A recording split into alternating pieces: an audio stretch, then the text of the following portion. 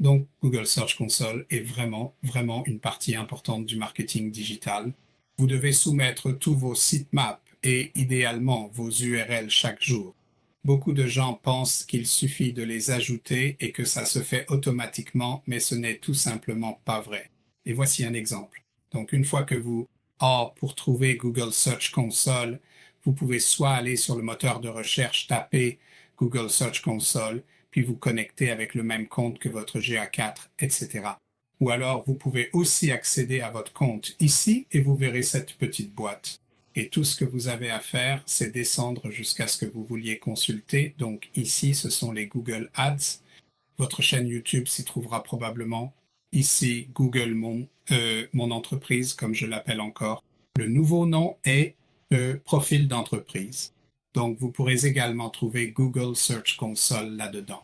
Une fois que vous êtes dans le compte, vous arriverez alors sur la page d'aperçu, comme ceci.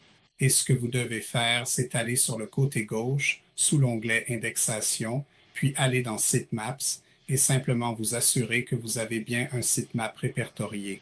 Donc, encore une fois, si vous avez des difficultés à localiser votre sitemap, en général, si vous utilisez WordPress avec le plugin Yoast, ce sera comme le mien ici, où il est indiqué sitemapindex.xml.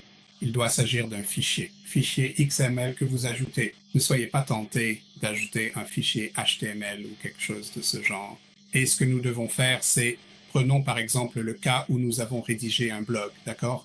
Et nous avons terminé le blog, nous en sommes satisfaits et nous venons de le publier, donc il est maintenant en ligne. D'accord. Ce qui peut se passer, c'est qu'il pourrait falloir des semaines, voire des mois avant que Google ne trouve cette page. Évidemment, nous voulons que Google trouve ce contenu le plus rapidement possible. Donc, ce que nous allons faire, c'est soumettre l'URL et soumettre les sitemaps.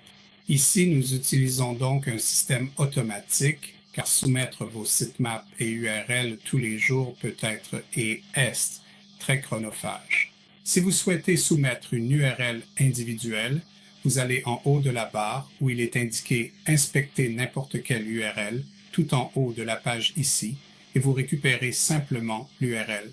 Il suffit de la taper ici, d'appuyer sur Entrée, et ensuite cela lancera un processus d'indexation de cette page individuelle pour vous.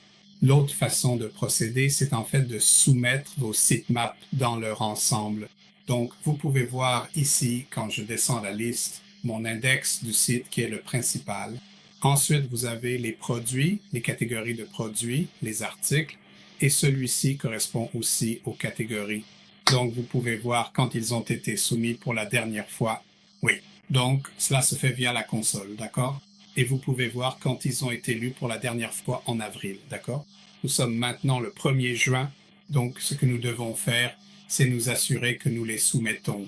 Et comme je l'ai dit, le mien ressemble à ça parce que j'utilise un service de soumission automatique de site qui est quelque chose que nous avons développé nous-mêmes. La plupart des gens doivent le faire comme ça. Donc, ce que vous faites, c'est qu'en haut, vous entrez simplement leur sitemap index.xml, comme ceci, puis vous cliquez sur Soumettre, et vous verrez ici que c'est réussi, 1er juin. Et puis, si nous actualisons la page, bien souvent, il le prendra en compte immédiatement. D'accord? Donc, c'est une façon de voir si vos sitemaps ont été soumis. Mais comme je le disais, nous faisons cela automatiquement uniquement parce que dans la barre du haut ici, on ne peut en faire, je crois, que 10 par jour. Et donc, ce processus prend vraiment beaucoup de temps. Et bien sûr, nous devons aussi rester ici et indexer les pages chaque jour, les sitemaps.